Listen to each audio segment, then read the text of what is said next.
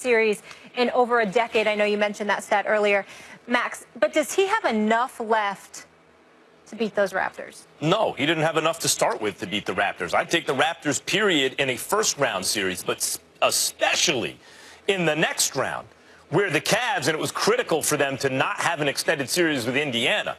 They went the distance with Indiana, and then some. I mean, by the way, Indiana, a little more focused at the end of Game 7. Maybe they win. It came down to the wire. Even as the Cavs had what seemed to be a comfortable, like, 3-possession lead, you still thought, somehow maybe this isn't over. No, the Cavs do not have enough, and Toronto is especially deep.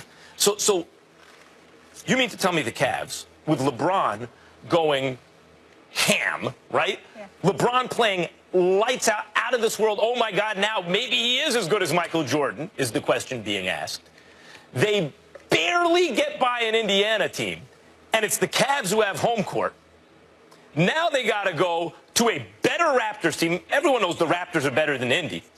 A deeper team, a fresher team, and that team has home court. How's LeBron going to do that? It's not a 9-game. He needed 7 to take care of Indy. He's going to need, what, 9, 11 to get there? Ain't 9 or 11. There's only 7 at most, and I don't even know if he goes 7 with the Raptors. Well, first of all, the Raptors are clearly the better team. I'm not about to sit here and tell you that Cleveland's better than Toronto. That would be nonsense. I know better than that. I'm just not going to jump off the bandwagon. I'm going to go down with the ship because... You should try it. It's fun.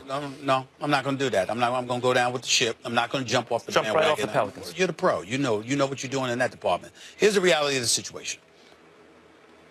It's going to take a superhuman effort from LeBron James in order to win this series because they're not the better team. They have the best player in the world and virtually nothing else.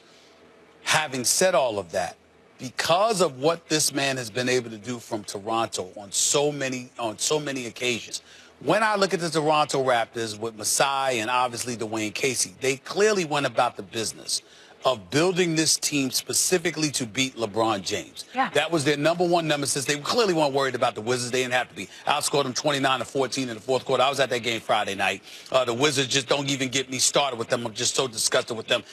Somebody needs to go there. And we actually are getting into them later. You can't even keep them together. But when you look at this kid, Pirtle for Toronto, Siakam, you've got length. Bench guys. You got bench guys, and they're going to throw bodies after bodies after bodies at LeBron James. My question is, can he overcome it? For the moment, I'm going to say yes. And I'm going to say, because LeBron James is playing with house money. He has nothing to lose because everyone knows the Toronto Raptors are better. And all the pressure is on Toronto because of it. We shall see. They are the better team without question. But I'm not going to jump off the bandwagon until I'm absolutely... You didn't even make your best argument. That's right. You didn't even make your best argument. Don't have to. Stephen A., the best argument is that LeBron didn't get anything from anyone in the first round and was able to beat Indiana. Maybe, like law of averages says, a couple of guys are going to have some good games against Toronto. But what I'm saying is, even if that happens, that's not going to be enough. I don't view this as very close right now. As I said, Toronto, top 5 offense, top 5 defense, most of the season. They are well coached. Their Achilles heel, as I mentioned, is late in games. They ISO DeRozan and Lowry. They are going to have to address that. But I've been saying since about the All-Star break, I'm not sure against this Cleveland, or after the All-Star break, sorry, because the Cleveland looked good after the trade, and then a couple games later, not so good again. I just don't, Cleveland just doesn't have it. They don't have enough. And I don't think it's going to come down to the last couple minutes of the game against Toronto. You saw that was the case against Indiana. Several of the games, it wasn't a game late in the fourth quarter. If Toronto's better than Indiana. If there are 2 or 3 games where they don't even have to worry about DeRozan or Lowry or ISOing and playing hero ball, they're just going to win those games anyway. Right. I don't see how Cleveland does it. Here's what listen, I understand that. And listen, again, the task is daunting. They're not the favorites in the series. But I will give you a scenario under which they can make things interesting. The only other person that Dwayne Casey puts on the floor that generates any kind of offense for you is Fred VanVleet. Outside of him, everybody's on the court for defensive and energy purposes.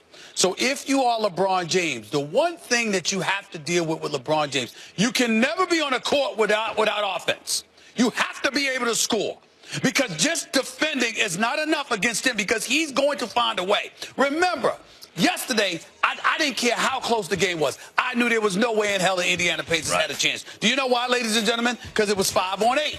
It was the Indiana Pacers against the 5 guys on Cleveland and 3 officials. I mean, this is LeBron James. Ain't going out no first round. You know, television matters. Ratings matter. That brother wasn't going home in the first round. I can assure you of that. Wasn't worried at all about LeBron James losing the game 7. Did I not come on here and tell you? I said, I ain't worried about it. First of all, I didn't think it would go 7. But I said if it went 7. What does the officials have to do with Oladipo missing wide open threes? Let me tell you something. Or Sabonis turning the ball over. I'm saying, as the game unfolds, when LeBron went out, they were up 2. And he came back, they were up 9. Again, it's going to be interesting or whatever, but if it got to, like, for example, in Game 5, that was a goaltender. Did LeBron get called against the goaltender? Nope. No, he did not. Sorry. Nope. Can't do that. We got to have LeBron James. We need a Game 7. Trust me, this is what goes on. There's no way in hell that LeBron James is going to lose a Game 7 in the first round. What's going to happen? I'm trying to, because it would have been Indiana, Toronto in the play. Oh, my Lord. Oh, my goodness. Talk about, I mean, do you know how many options are television? I mean, come on now. I mean, the ratings matter, please. And I'm not saying it's purposeful. It's just, it's almost like a default position. LeBron James out of the first round can't happen. Wasn't even worried about it. Now, Toronto makes it a little bit more interesting. But in the end, what it comes down to is you have got to have offense on the court. Because if you don't, LeBron is going to find a way to score, even if they got to send him to the free throw line. He's going to get some points. What's LeBron averaging? He's going to get some points. Come on. You book that. LeBron's averaging an ungodly number of minutes, 41 minutes a game. But that still leaves 7 minutes where that second unit for Toronto's got to. That sounds funny, but in 7 minutes, they may make up 8-10 points. The playoffs. They're going to blow out Cleveland a couple of times in this series. How many games does the series go? Well, for me personally, I think that LeBron and them can win in 7. I think Toronto closes them out in 6. Yeah.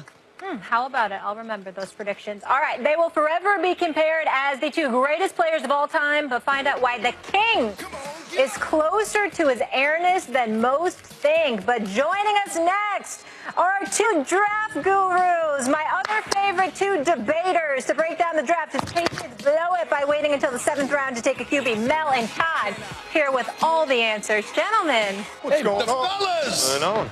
You guys are Entertained by you over there. I'm done with him. Yeah. That was a fun draft. Can I rock it? Yes, you can. Come on. Anytime I come around your city, I'm gonna burn it down. Venue after venue. Okay, so with the Fuel Rewards program, you'll receive instant gold status and get the rewards you